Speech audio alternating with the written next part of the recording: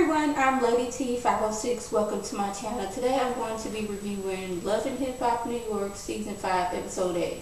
Start off with Yandy. She wants the whole story for Mendeece's what went down between him, his mom, Samantha, and her mom. Because he just like told her in the middle of the night and she was like half sleeping. She wanted to know for real what she actually heard and what went down. He's like, man, everything was going cool. Then 1 minute Samantha was up there talking about asking my mom how old she was. My mom threw a drink, suddenly got on, Miss Kim hopped up and ready to fight. And Yandy's like, okay, I sent Judy, which is Mendeece's mom, I sent her over there to make things better. And now she done made things worse throwing drinks on folks. I was like, really? This is where we coming to at your age? We throwing drinks on people. Like, I know you mad and in your feelings, but that was your first reaction was throw a drink. And then the person you threw the drink at, most of the drink got on the person next to that person. So it's like, I guess I'm going to have to be the person that keeps this family together and make sure that little Mendeece stays with us. Because I can't depend on, I certainly can't depend on Mendeece's mom. Mendeece's, he wasn't really much help because he just sat back and let the whole thing happen. Mendeece's, Rich, Cisco, and Cheek, they meet up to have a Whose Life is Crazier at This Moment meeting. Starting out from Mendeece, he's like, man, trying to make things right with my son, little Mendeece's. Me and my mom, Samantha, her mom, we met up. Things went crazy. Drinks got thrown. Samantha's mom, Kim, she was in there. She was ready to fight. She was ready to bob and weave. She was hopping around like she was ready to fly. She was ready to fight. At that moment, she had Floyd Mayweather, Mike Tyson, Evander Holyfield, Muhammad Ali, all of them in her body, and she was on full, I'm ready to box whoever. Mainly you, Judy, for throwing that drink on my nice outfit. You for throwing that drink and then getting on my braids just a little bit and making them fuzz up. You know how long it take me to get these braids in so I can look nice on camera? I ain't finna be on camera looking all kind of crazy. You ain't gonna catch me like that. She ain't say that. He didn't say that. That's the way I was thinking. Rich is like, man, got a new artist, Johnny Blaze. Yes, Mendeece's the stripper. And we kind of worked together a while back, but then I slept with her. And they're like, what else is new? Like, what artists of yours have you not slept with? So, continue your story, Rich. So he's like, yeah, but now she back and, she a little bit crazy. She put my business out there before. So I don't know if I can trust her for real. She kind of got that Erica Mena ready to snap at any moment kind of thing going on. So we gonna see how things gonna work out.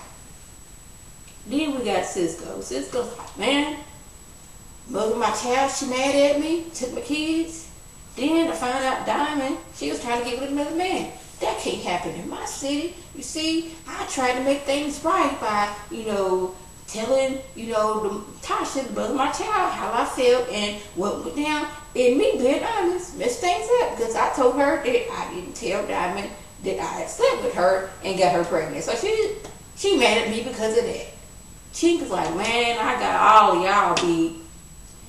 I've been married, been separated from my wife for 2 years.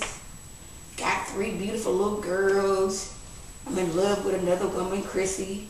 But man, she want me to just sign the papers right quick. Get a divorce. Get with her. Get her pregnant. Don't know if I want to have kids. Certainly not right now, but I love her. Don't want to lose her. It was like, man, you may have us beat on that, chink. So he's like, I'm going to have to start things out because I love the girl. So Peter is trying to make good on his promise and let his boys meet their little sister. And to make, Amanda happy. There's just one thing. He don't want the boys to know that Amanda is their stepmom. It's just, he's like, okay, we really gonna tell the boys? It's like, yeah, we're gonna tell them that this is a little sister. It's just like, what about me? He's like, what about you? The deal was they got to meet their little sister. We never said anything about you, us telling them that you were their stepmother. That was not a part of the deal. I remember precisely, you told me that we just had to let the kids meet up. See, you trying to pull some other stuff. That wasn't part of the deal. So Tara shows up with the boys, and it is a very awkward, very awkward, situation going on. And Amina is like, hey, whatever the oldest boy's name is, little sister.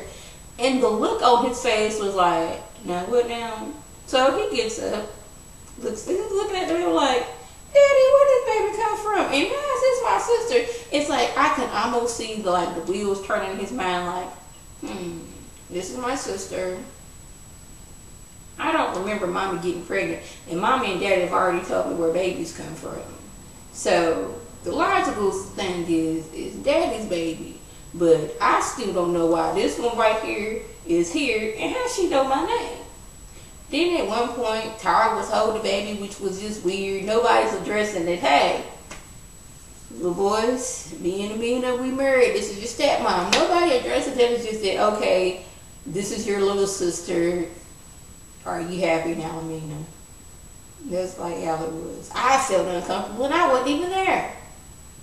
So Yandy meets up with Kim so she can, get to the bottom of things. Mainly on why she was threatening Mendices. And Kim was like, yeah, I threatened him. What's your point? This ain't nothing new. When I'm mad at threaten folks. So what's your next point? She's like, okay, y'all was supposed to sit down and come together and things went left. She's like, it was his mom. She throwing stuff, and when I think about that, she needs to be paying for my suit. That was a fresh new suit I had on. I was looking clean, man. And she done messed up my suit. I want her to pay for my bill. And as far as my grandson, we could take this to court. We in more favor me and my daughter than y'all are right now since that Mendice got that little might be going to prison thing hanging over his head. So you need to tell his mama she need to get in shape before we take this to where y'all don't want it to go. Tasha wants some answers from Cisco. Mainly, was he with Diamond when she was giving birth to their son? And Cisco, I went in Los Angeles. I was in New York. I was in New York when he gave birth to his son. I was in New York. I went in Los Angeles. He was talking a little too fast for me. And then she was like, you know what?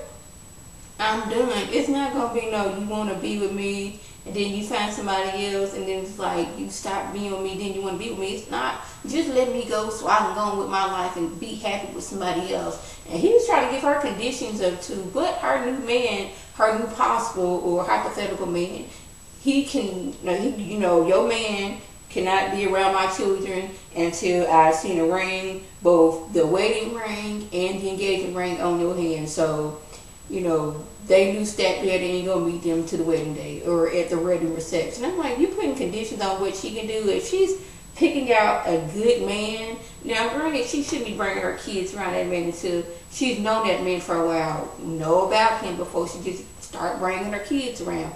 I get that, but he can't be around her kids until they've actually been married, said I do, and at the wedding reception. I'm like, really? So and then she hits him with, well, you know what? We will no longer be sleeping together. You and I. I'm not doing this no more. It's not gonna happen. He's like, now what now? What do you mean we can't sleep together? You were supposed to be open for me for whenever I want to have sex with you. I could. And he's confused by why this deal is no longer on the table. That he can just have sex with her at any minute. It's just like she's actually seeing who he is, and he's telling her who he is, and she's like she doesn't want to have anything to do with who he is. Yandy tricks Kim and Judy into meeting them so they can resolve some things. And automatically Judy comes in with an attitude and questioning Yandy's loyalty, like, you're not being loyal. Well, Yandy's loyalty is to Mendice and their family. And what she is doing is for their family. It ain't like she didn't meet up with Kim and they out having not cocktails when she's pregnant. Out there, having spa there, going at lunch, doing all that stuff and talking behind your back and, plotting against you. No, she's trying to be cordial with this woman because this is Mendice's grandmother. And it seems like Yandy and Kim get along better than Yandy and Judy, which is odd. But okay, we're gonna go with that. But Yandy, she's looking out the big picture like, I'm trying to make things right so little Mendice can continue on staying with us like he always says. Yandy, she looked at it like that's her child. She loves little Mendices and she wants what's best for him. And in order to do that, she gotta sit these two women down so their kids can act somewhat right and get things together. And I don't know what it is, but it's about Miss Judy, but she is on this loyalty trip, and Kim was like, it was wrong you threw that drink at me. Yeah, maybe my daughter shouldn't ask you your age, but you know, here's the ticket for my, receipt for my dry cleaning. It's $30. I want that paid, cash only, no checks, none of that, just cash. And you know, Miss Kim, she cool with the situation. She's like, I ain't real. I'm just cool right now. You know, when the last time us three hung out, we should do that. And I like Miss Kim. She is like so laid back and chill, but you know, what was her? She when she wants her respect, she's gonna demand it. And other times she just sitting back like, I'm cool. I ain't for all that drama. But you know, if you push me, I'll go there. So Johnny Blaze is in the studio getting her music together, and Rich comes in and they talk and get things together. And Paris, she has some things to talk to Rich about. I guess he ain't been communicating with her, and he wants to be her only artist so he can focus only on her. I don't know why she thinks that's gonna happen, because Rich is about his money. More artists, more money. So she busted in on Johnny's session, and Johnny was like, okay, this is my session right now. I don't know what's going on, but if you need to talk to Rich, you need to take that elsewhere and not in here. She said it just polite, wasn't trying to be mean. And like, she wasn't like, girl, you need to take that mess somewhere else and get up out of here because this is my time.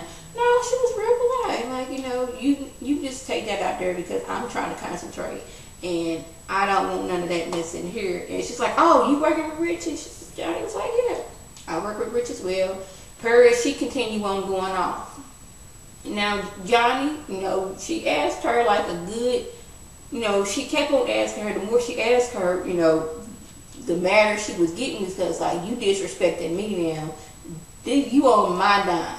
This is my session and this costs money and you're interfering with that. And about the 10th time, I guess Johnny, figured, hey, I need to physically move this woman out of my session because me talking is not working right now.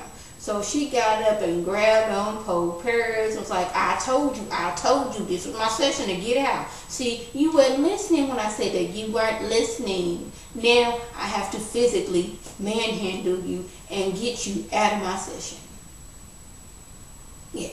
So that was just my review. If I left anything out, by all means, leave a comment or a video response. And like always, I want my subscribers and the people who watch my videos, I want you to like this video, comment, and subscribe, and share this video with your friends on Facebook, Twitter, and here on YouTube. This is Lady T signing off. Have a good one.